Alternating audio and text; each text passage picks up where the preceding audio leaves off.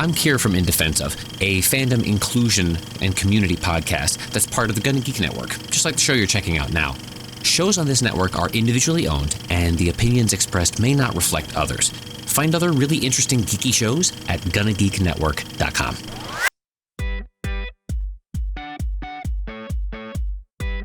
Welcome to an all-new Better Podcasting live chat.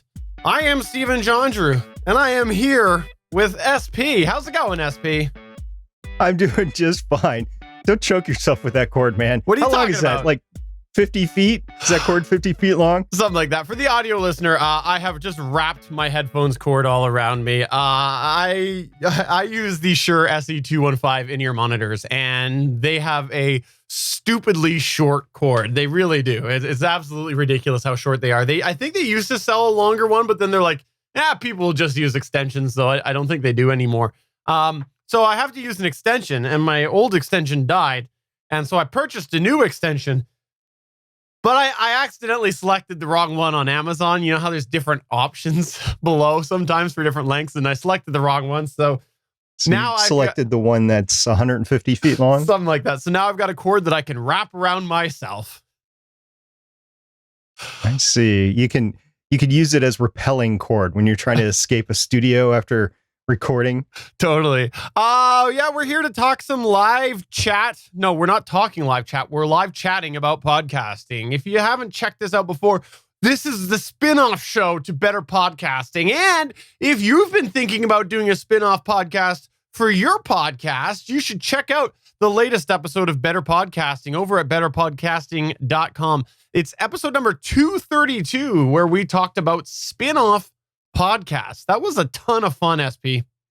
It was fun, and then we got a lot of immediate feedback in the day that you posted the episode on Sunday night or Monday morning, whatever. There was a lot of feedback on our Discord server about it. A lot of talk about spin-off shows.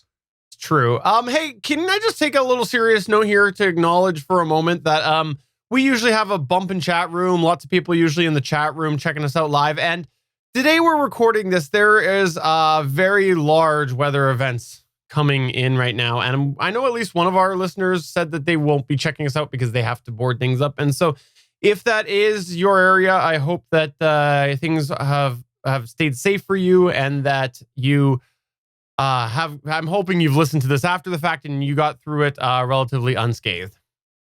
Yeah, there's a lot going on. There is the pandemic, of course, going on. So like even adult care facilities are having to evacuate. They have to evacuate with 2 weeks worth of supplies wherever they go. And in the old times, they'd be able to take like one bus or two buses. They're now having to double that, taking 2 or 4 buses or something like that, just to social distance within the bus. There are temperatures being taken as people are going into the shelters. And it's just really tough. And people are trying not to duplicate the mistakes of Katrina in 2005. Right. And then you add the pandemic on top of things. So if you are affected by this, then we hope that you are safe, as Steven said before. And even I will eventually be affected by this weather system that's coming in, Hurricane Laura. So let's continue on with the show. Let's kick it off here with something that came up this past week in our Discord server that I think is a really good way to start off our conversation about podcasting this week. And it's about Podchaser. We've talked a little bit about Podchaser before, but I don't think we've had a lot of opportunity to really kind of go back and forth, you and I, about our use of Podchaser and our general thoughts. Podchaser is basically a website that's listing a bunch of podcasts and trying to be like a directory for podcasts, but also podcasters. So like if you headed over there, you could check out on Podchaser. There is a Stephen Jondrew profile. There's a Stargate Pioneer profile, and you can see a rough idea of a lot of the podcasts that we've done because of the fact that not all podcasts are on there, and there seems to be a limit on how many episodes they show. I'll talk about that more in a minute, because it's not 100%, but you can get an idea and you can see some of our appearances and things like that. And then there's show pages as well. This past week, we actually had something interesting come up in the Discord server because Randy Walker had said, anybody else find Podchaser hard to use? And Damien, the DM, did tag Dave from Podchaser, who is in our Discord server, and he responded. and took the feedback that was being provided by Randy and said he was going to pass that along. And then it came out, quote, everything goes through a moderation process. We have fancy tech that helps, but ultimately it ends up with a human reviewing it, end quote. So like when you go and you're like, okay, I'm going to start up my podcaster profile. I'm going to go there and I'm going to tag myself on a bunch of different podcasts as being a guest on those because I guested on those. Don't tag yourself in not real podcasts. Like if you actually go and tag your guest appearances elsewhere, apparently it gets reviewed by a human. And I feel bad about that because most of the time that I actually play catch up, tagging myself as guests on podcasts is playing catch up. It's been months or years since I was last on. And so I feel bad now that I've had to go in and create a bunch of work for somebody because I tagged myself in a bunch of different things. I don't think that's bad. I mean, I think it just shows that they're being used, right? And that they are just being very, they're trying to be not strict, but they're trying to do the right thing and trying to make sure everything is good. With heck, even Wikipedia gets moderated, so I don't think it's a bad thing. And I think the term that you were looking for before with Podchaser was it is the IMDb of podcasting. I was not looking for that because I try not to use that anymore. I thought of really? it. I don't think IMDb is bad. I just it's overused, the term IMDb of podcasting.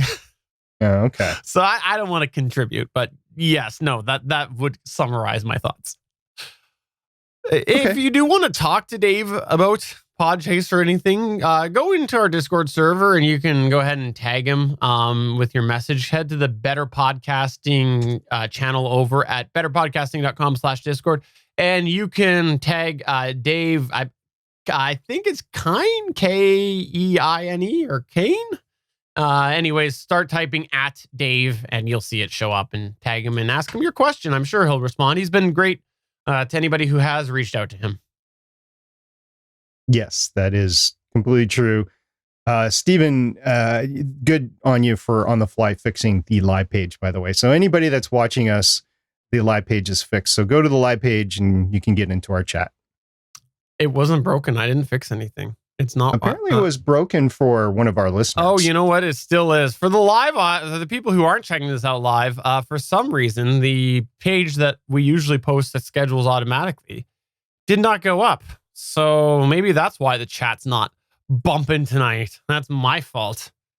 That's my fault indeed. But hey, okay. While I'm fixing that, because I'll go ahead and I've actually identified the issue that I've made, and so it's fixed now. But let me give myself a moment to double check that and turn it over to SP to talk a little bit. I'm going to put him on the spot here. I want you to talk about your rationale with the way that you handled laying out the future path of Legends of S.H.I.E.L.D. podcast and how you chose, like what episode you chose to lay that out on, okay, as opposed to when you wrapped up your featured content. 2 weeks ago, I think we talked about the fact that Legends of S.H.I.E.L.D. was ending its primary focus, or the focus that it's had for the last 7 years, which was the television show Agents of S.H.I.E.L.D. The podcast was not started by me. It was started by Jondrew, aka Nightwing, and he had that as a spinoff of Legends podcast. It turned out it was too much for him and his Legends podcasting crew. And to be honest, they were not as enthused with the television show. And this was before Winter Soldier came out and the entire premise of everything in the Marvel Universe changed, including Agents of S.H.I.E.L.D. So I took it over like 2-3 weeks before the big change, and I've had it ever since. So the show's been going on for like 7 years. And the show Agents of S.H.I.E.L.D. was ending, and we had a big, almost 2-hour finale podcast. It was a 2-hour finale. Oftentimes I hear, and Stephen, this is laughable, but oftentimes I hear that you don't want your podcast to be longer than the actual show it's covering. I've heard that over and over again, and it's kind of a good point measuring stick is the word I was looking for to go for, but it doesn't necessarily have to be true because there is a lot to talk about what goes into a TV show and the plot and everything like that. You had a 2-hour episode for a 2-hour finale, and keep in mind your thoughts encompassed all of the series as a whole. So it's fair. You were within that. I think so. Yeah. So the problem was we didn't want to end the 2-hour podcast by then saying, okay, this is what we're going to do on Legends of S.H.I.E.L.D. We had alluded to it before, but we decided to take a week off from that talk and just focus on the series and the episodes because it was one of the top finales of all time. I can't say it's the top. I just can't with all the finales that I've seen, but it was one of the top that I've seen personally. And a lot of other people had said about the same thing. And if you're younger, you haven't had the breadth of experience, so you think it's the best ever. Okay. There have been better out there, in my opinion. But so we let it lay for a week. And then in the next week, we went right into the next thing that we were going to cover. But before we covered that, which was Luke Cage season 2, by the way, because we've been covering all of the Netflix Defender show, which is part of the Marvel comic universe. And before we started, we had about a 10-minute conversation about where the podcast was going to go and to request feedback. Now, I wanted to do this at the beginning of an episode because I didn't want people tuning out by the end because, let's face it, not everybody finishes every episode. And I also wanted to do it on the next show because I wanted to catch people that wanted to stay with the show, because undoubtedly there are people that just weren't going to stay with Legends of S.H.I.E.L.D. because the only reason they listened to Legends of S.H.I.E.L.D. was because of Agents of S.H.I.E.L.D. I'd like to be delusional and say they'd like to hear us talk about everything, but I know better than that. So I listen just for your co-hosts, not you, your co-hosts. Yeah, I listen to them all the time, every week, actually, multiple times because I produce the show. Anyway, so we sat down, and before we went on air, Michelle and I went over the notes, just made sure that everything was kosher between the two of us, and that we both remember talking to Haley and Lauren about it because they weren't on the show for various reasons. So we went ahead and we detailed out the future of Legends of S.H.I.E.L.D. And that episode just dropped yesterday. So we've gotten a little bit of feedback from that so far, and things have been going well. As a matter of fact, the producer of Luke Cage started to talk to us, which is pretty cool. And it had nothing to do with the future of the show, but that's what's been going on in the last couple of days. So it's been pretty cool.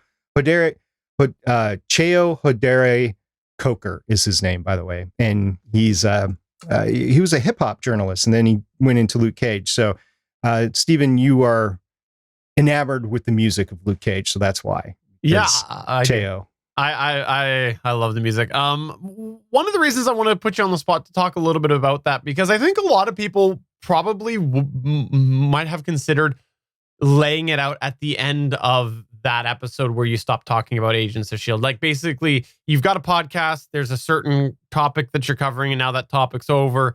And so I think a lot of people might have felt like, okay, well, I better get it in here so people know that the episode, the show's not over and we have a direction. But I liked your approach to it because of the fact that it was kicking it up right at the beginning. It was when you had people's attention right up front. And I think it's a good way to start off the next journey in your podcast rather than ending the journey. So I think you ended the journey, I'll call it phase 1, with the source materials end, and then you started a new one with the next direction. So I thought it was good, and I would suggest you take a similar approach when we do Fire Me on this show and the other show. For good? Yeah, that'll be great. Yeah. In all fairness, we did say we weren't going anywhere at the end of Legends of S.H.I.E.L.D., but we didn't detail everything that we were going to cover. That, like I said, was a 10-minute conversation. I don't think that would have been appropriate at the end of a finale like that. I mean, people will probably go back and they'll listen to the first episode and they'll listen to the last episode probably more than anything else. So I just wanted them to stand apart like that. Well, thank you for talking about that. I know I put you on the spot, and I appreciate that you ran with that. Yeah, no problem. So let's see. We had Podchaser. We talked about Legends of S.H.I.E.L.D. Why don't... something that's been bothering me here at home, especially since I had to redo the speakers, is the dust in the studio. Electric components are just magnets for dust, and dust can kill electronics, right? Yeah. This has actually been something that I've been fighting with for a bit in this, especially since I've been working at home. Never used to be as big of an issue as it has been since I've actually been working at home, because I used to come into this den. I would record a podcast, and then I'd leave. The door would be shut. And then I'd come back, because I remember I got little kids. You can't leave the door open or they're going to come and push buttons, right? So then I would come and I'd edit, and I'd be in here minimally. But then I have been working at home for a very long time. And so there's been a lot of dust problems. And I've been noticing that, especially since I upgraded my machine, and I've been I cleaned everything all off, and I got, cleaned out the case, and then it was new components other than that. And then just everything else was clean. And then I'm like, that's a lot of dust coming in here. And I've been fighting with that for a while. And so I decided that I was just going to go and buy a stand-up, like a taller air filter and purifier, and put it in here.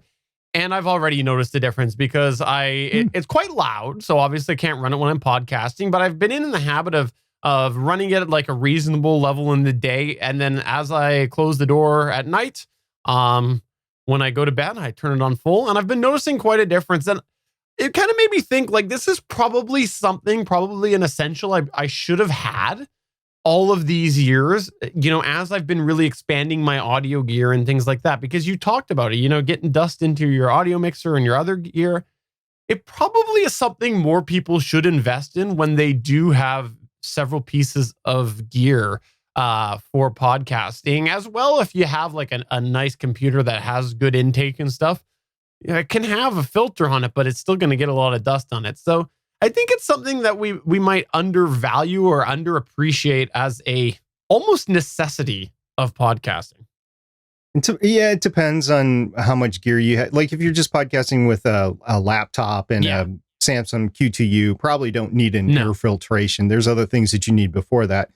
But if you have a pretty robust studio, or what was pretty great is people have been, because of a tweet I made on Better Podcasting, people have been sending us the locations of where they're recording, and like gaming podcasts or these big, huge tables and that sort of thing. It's just a lot of dust that accumulates there. So it would be good for that. I've got, because of the allergies in the family, I've got a couple of the big taller units that you get from Lowe's. And honestly, I think I need to upgrade them, because they've been in service for a while. But I would like one in the office here. Yeah, it's kind of, I think the one I have is taller than that, but it's older, so that one probably functions a lot better.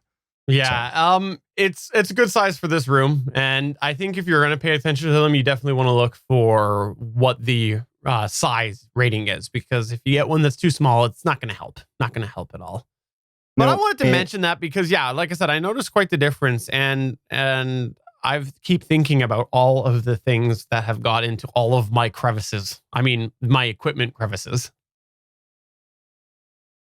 Yeah, right. Talking about our last episode, we had some feedback on it, and it was joking feedback, but we had a lot of good feedback to it as well. And Newsreel, he said, I like how SP is using his daughter as cover for his Bachelor knowledge. And I know that you were trying to tease me during the show, and I ran over you, so you couldn't do it. And yes, no, I do not watch that show. I have not watched it for about 10 years.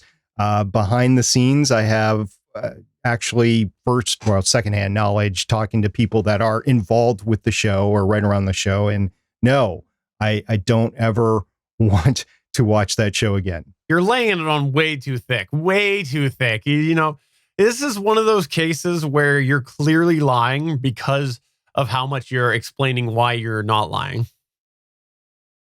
Okay, whatever.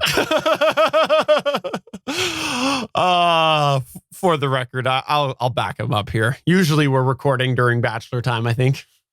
Yeah, no, I don't watch it. I mean, I might read about it just so I can talk about it with my daughters, but I don't watch the show.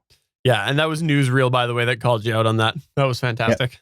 Yeah. One of the other things that we had actually come up in our Discord that I think is worth a double tap or quadruple tap or infinite tap, because we mention this all the time, is we did have Ingenious Ones say, trying to post on Apple Podcasts, and I keep getting this error message. What exactly am I doing wrong? I'm pretty sure the artwork is 3,000 by 3,000. And yes, unfortunately, Apple Podcasts have very, very specific needs for your artwork that aren't always specifically laid out. And that's the problem with it. So our general understanding is, yes, 3,000 by 3,000. And what was it? Under how many megs? It's 500K. 500K, yes. Under 500K is what to shoot for. You'll see people express different success with different sizes, but that's generally where we've seen people be successful. There's a couple of tools that we've both each tried if you're trying to compress your file. And by the way, I know that you're like, but I don't want it to look all semi-pixely and things like that, but you're uploading a 3,000 by 3,000 file. Think about where it's being viewed. It's being viewed on a phone. It's being viewed on a section of a website, like a small section. Nobody is viewing your 3,000 by 3,000 full size. So it's not a huge deal if there is extra artifacts in there, because by the time it's shrunk down, it's hardly noticeable to the end user. So I don't think they should have a limit. I actually think that Apple should be processing the files to the specification. I think that it's lazy on their part that they're not. I think they should accept big files and they should do what they want with them. But that's beside the point. Well, the artwork is part of the RSS feed, right? Yes, but it's Apple that's rejecting it. And right. I think that podcatchers should, I think that these directories and things like that should be the ones that are handling that. And I don't think that you should have like a 20 meg file, but I think in today's day, like a 5 meg file is fine, because they're all cached to your phone. They're cached.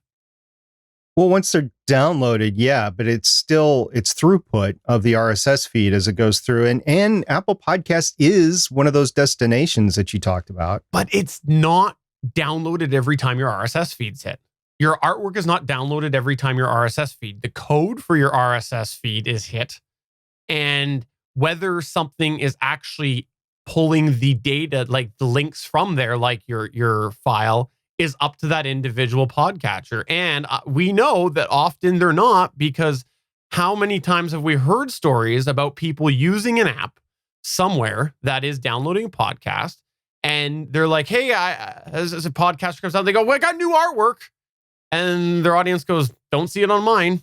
And they have to go in and manually do it. We had Cody Goff from Curiosity Daily, when he had modified his artwork, he had mentioned to us, hey, can you see the new artwork? What do you think of it? And I know that Chris and I, Chris Farrell, who's our co-host on GonnaGeek Show, him and I both didn't see it. We had to manually go in and pull a trigger. So that's why I think that Apple's limit is a little ridiculous, and that they should, if they want it under 500, they should do the processing on their end. So in all fairness, the way this shook out, I don't know if a larger file size would have gone through, because Ingenious did change it, but then he didn't wait at all. He just thought submit it right away before things had a chance to update. A couple of years ago, I did hear that they did up the minimum file size to 2 megabytes versus the 500 kilobytes. So it could have worked at 2. His file was at 5, I believe, and that was probably too much.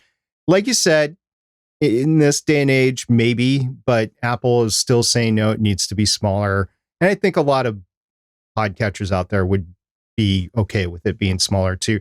But that does bring up a design issue with the artwork. If it is going to be compressed and small like that, do you really want small, intricate things in your logo that you can't really see? No, that's why logos have to be bold, they have to be big, and they can't have a lot of stuff in them. As good of a graphic artist as you may be, your logo needs to be simplified. So we had a couple experiences with some compression tools. You had mentioned resizedimage.net, and I had said tinypng.com. Both of us have had independent experience with that. And so That's why we love doing this show together, SP and I, because we think a lot the same, but we have different experiences. And this is something that I didn't know that you actually used that. So learn something new about you.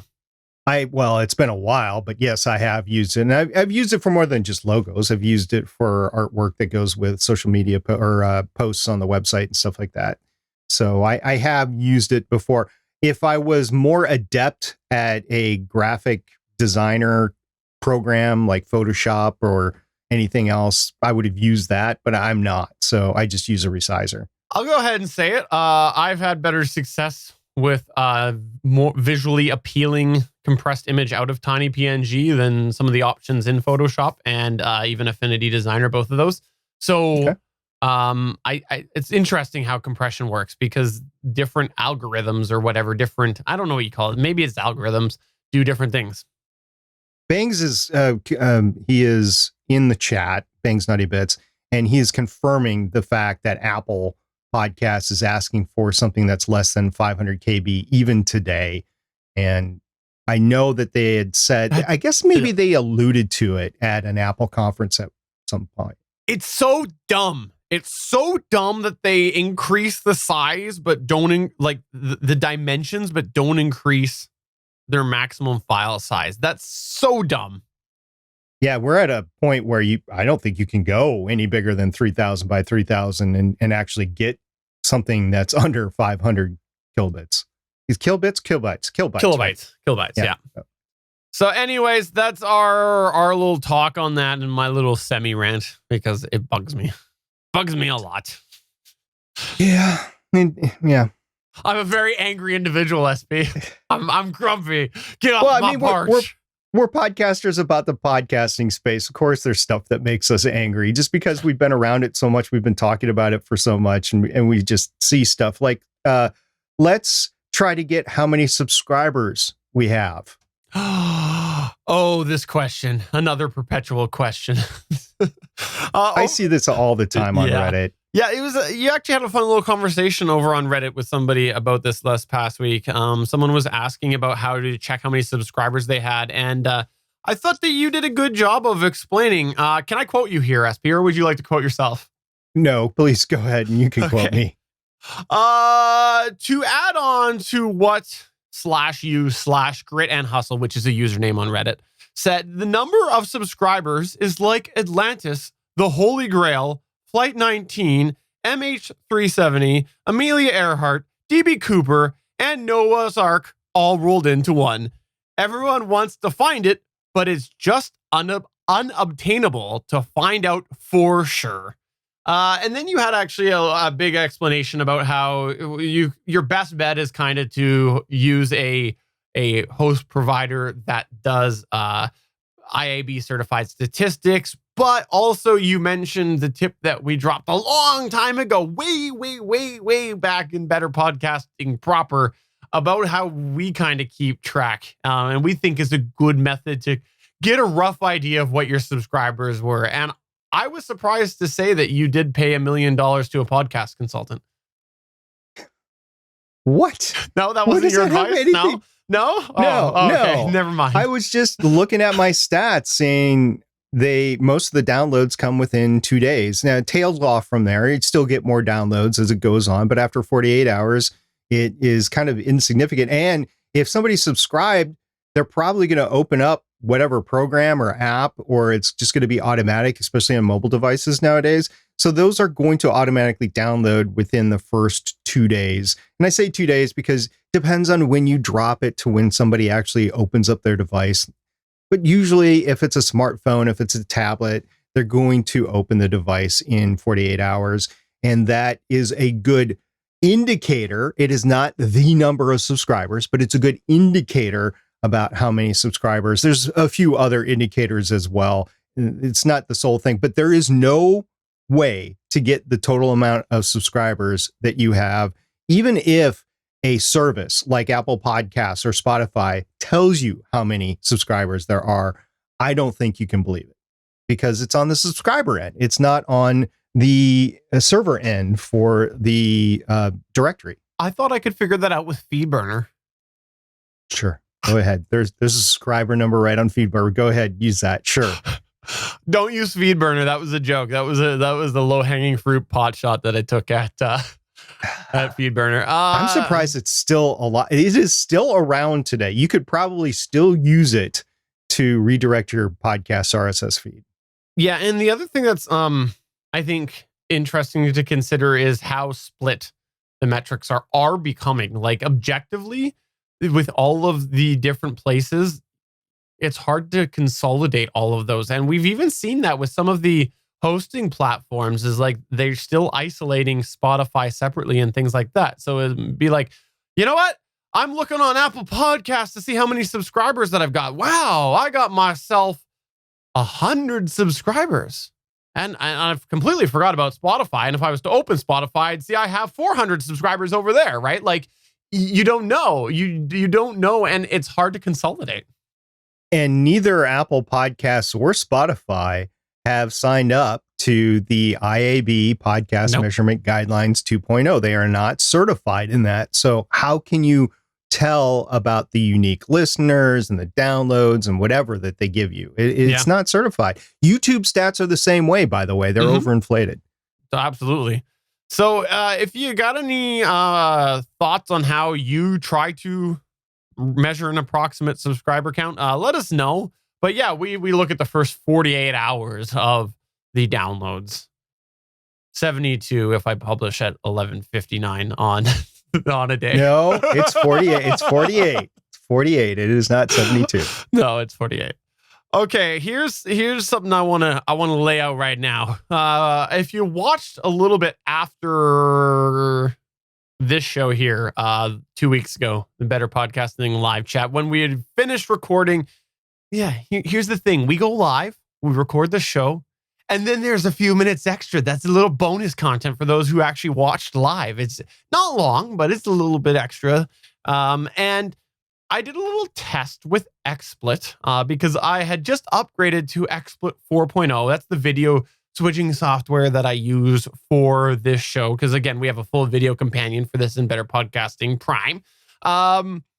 And there was a new feature that they added in where I have the ability to do more than one video recording. So the way like OBS works and Xsplit worked up to 4 is when you're recording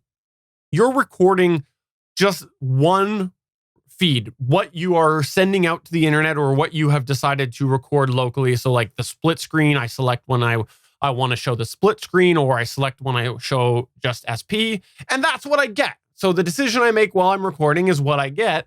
And I had discovered in Xsplit 4, they added the feature that you could record more than that. So like, for example, I'm recording what I just described, which is what I'm choosing on the fly here. But I also can select recording a secondary recording of just myself and one of just SP, and then the two together. So like if I am just on SP and I wanted to go and be like, oh, I should have shown my reaction because I was being hilarious, because I am often hilarious, then I could go and I could fix that later in editing if I recorded all of them at one time. So essentially, it makes me be more lazy during recording because I can just not care as much and then do a little bit of editing afterwards if I wanted to record all of them at one time. Does it record the streams, the NDI streams, or does it record the scene? It records the scenes, and I'm not doing NDI right now. So I know in the past I've talked about using NDI, but because of my new computer, I don't need to use NDI. So the way it works, just to expand on what SP says, is in XSplit, you've got a bunch of different scenes, which is what essentially the visual for what we want. So like there's the solo shot for me, which is me with the border and everything, the Better Podcasting border. There's SP with the Better Podcasting border. There's the two of us. There's the logo screen. I have all of these different scenes in XSplit. And so, yes, I'm selecting which scene that I want. And so I thought for Better Podcasting, the last one that we did, episode 232, I would record all of them. And it was a lot of video to store because there's like, I don't know, 8 gigs each. But I was wondering. Yeah. So I decided to do it, and I would just record them and see if I felt like editing some things a little bit differently to make the video version a little bit more polished. And I did. I actually, there's a couple spots. There was a couple spots that I wanted to edit something that was said. And usually I'd have just done like a jump cut to because we've made it no secret. We prioritize the audio for these shows. The audio podcast is the priority. So if I have to make the audio sound good by making a video jump cut, then I do it. But I was able to hide a couple of those because of the fact that I had all of those there. As well, I decided that I'd open us a little bit differently because if you've ever watched us record or watched the video show, you know that we usually start off with our little intro at the beginning on the 2-person screen where you see both SP and I. And I did it a little bit differently because I thought, let's go back and forth. And so I did that. And it was just a fun little way that I can make the video version a little bit more polished. I don't know that I'll do it long term, but I thought it was a good example of how it's better to have too much than not enough in some regards. And especially with audio, you have to make that decision. It's hard to justify a huge increase in video storage when you're not having a huge YouTube channel or your priority is audio. Like it's a massive increase in stuff I'd have to store because I am a pack rat. Or at least until you publish the episode. But then I could never go re-edit it. No. How many times have you gone back and re-edited a video? I've pulled up files, source files quite a bit when I've done different specials. I find it's easier. It's specials. Yeah, I could see that. Yeah. For you, I could see that. But for your average YouTuber, I don't know, or vlogger, I don't know if they would. I would equate it, if we're talking video, and now we're going into video territory. Would you make that same point about a podcaster not keeping their source files? Maybe. Yeah. It really depends on how much you want to go back. Now, I have gone back to earlier stuff, and I've wished I would have had separate tracks for the early stuff, and I don't. For a lot of the early stuff that I've done on Starling Tribune, Voices of Defiance, although most of Voices of Defiance I have multiple tracks, and Legends of S.H.I.E.L.D. The earlier stuff I simply do not have, and that makes going back to re-edit a nightmare. I did a special intro for the last Starling Tribune episode, and it entailed a lot of the intros from the past, and unfortunately there was some of the background music behind there, and I would have loved to have been able to separate it, and I wasn't able to. Which we might be able to do now with the RTX software. Oh, just to gate it out. Yeah. Maybe. Yeah. So from that perspective, yeah, I get you. And if somebody is really into their video, that would be something. I will tell you the quality of the video that I do on Legends of S.H.I.E.L.D. is just 720 through StreamYard right now. And it was really never that great with Google Hangouts on YouTube Live or whatever you call it. I don't think that I would want to do that. If I had a production like this, it would be different. Yeah. So anyways, I enjoyed having that. We'll see how much I actually use that, but I thought it was good to have, and something that, like, if you're recording a podcast and you're like, I want to cover a whole bunch of different topics in this episode, but I don't know that I want to keep them all. It's better to have the too much, right? Better to have too much and edit it out. Yeah, here's something that Bang said in the chat. He said, would a highly compressed MP3 have been acceptable instead of a WAV? And I would say for most of that stuff, yeah, because I'm overlaying it over music anyway at the end. Not all the time, but I'm doing that. So if you take that analogy with video, though, would you take a highly compressed video over the 4K raw file? Yeah, no, I think that that's a fair way for people to manage storage. And I think that there is some video people that do actually manage their long-term storage in that way, where once it's published, they do run some compression on it and just keep it in a compressed state for future pulls. So that sort of is one way to handle it. If I am going to keep doing this back and forth, I would probably be willing to have those backup recordings as a little more compressed than the primary one, and just to where, like, it's not noticeable as you go through unless you like really look at it, but I could still use it. So I don't know. It's definitely we're back to compression.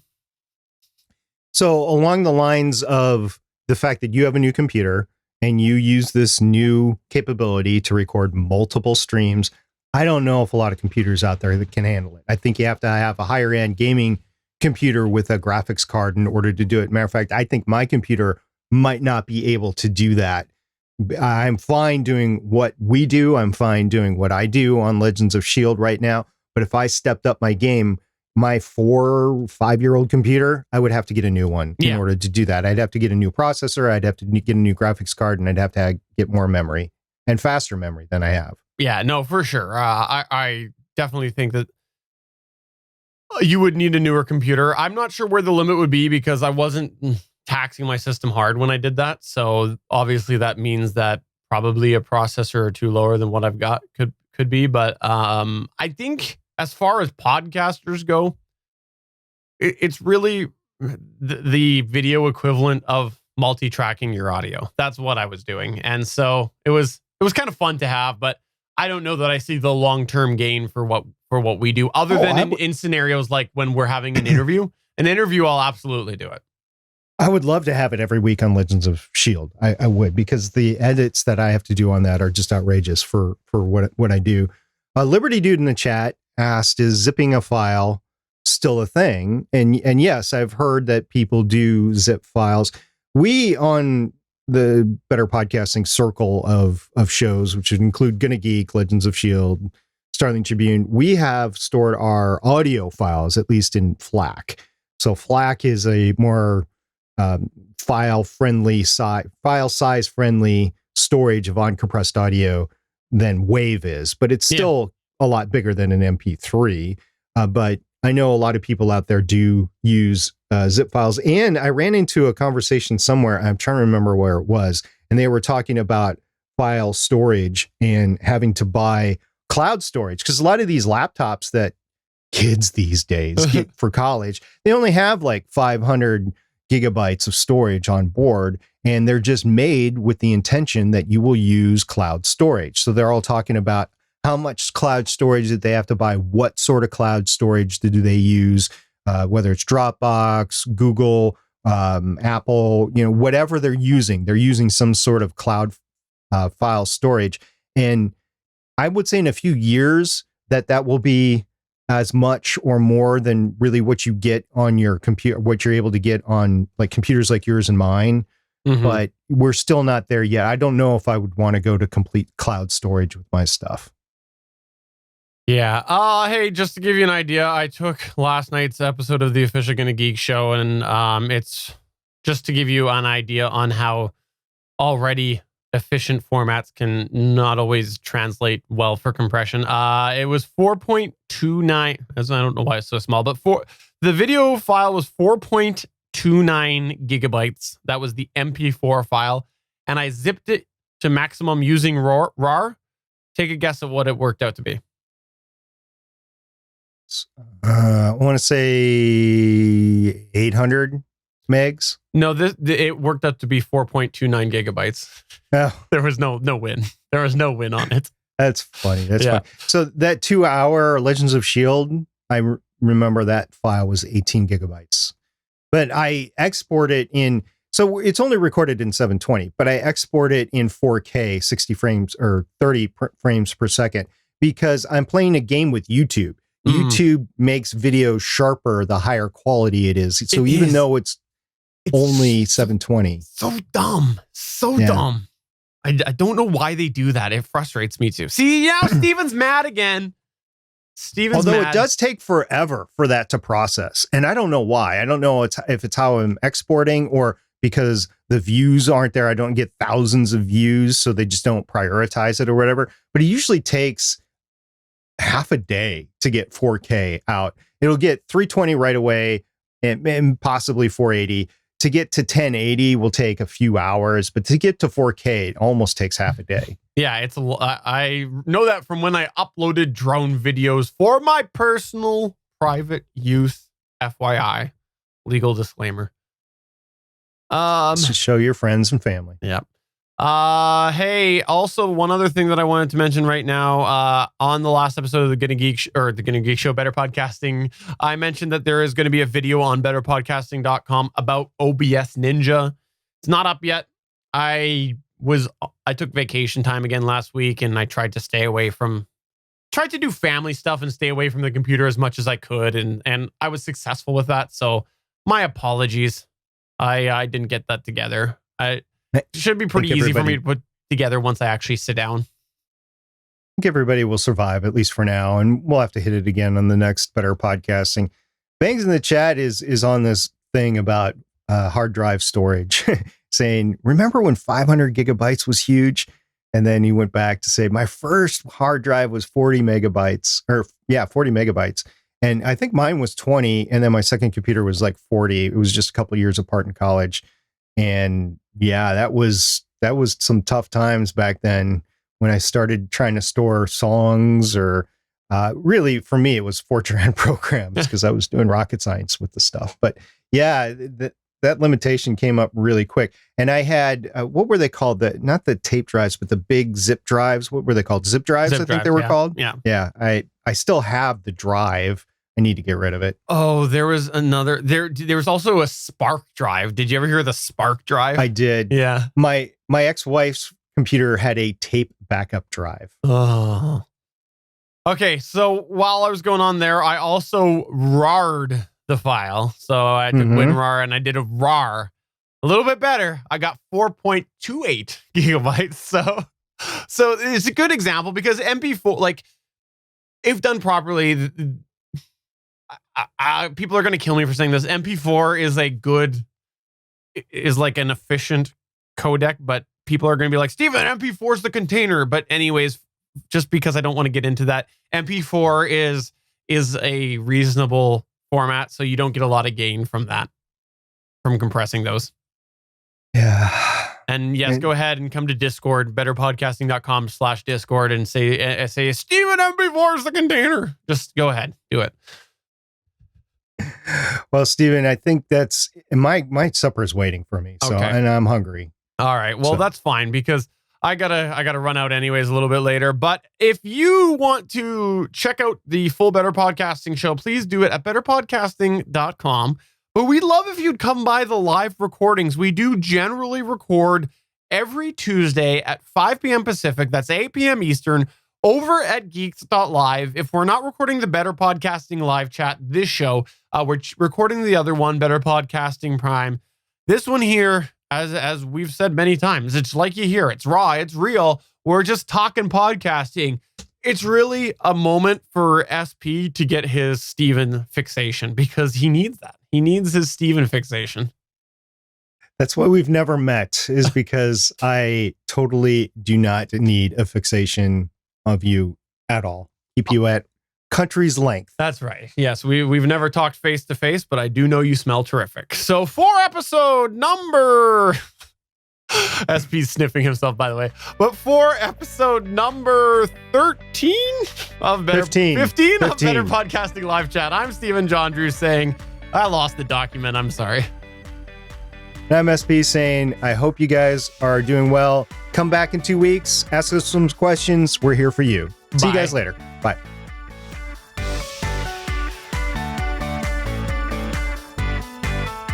Thanks for checking out another episode of Better Podcasting. You can find the full back catalog of Better Podcasting at betterpodcasting.com. If you're into geeky podcasts, please check out the other podcasts on the GonnaGeek Network at GonnaGeekNetwork.com. This show was produced and edited by Steven Jondrew of GonnaGeek Productions. Voice work was done by L.W. Salinas. Thanks again for listening or watching, and we hope to see you again next week.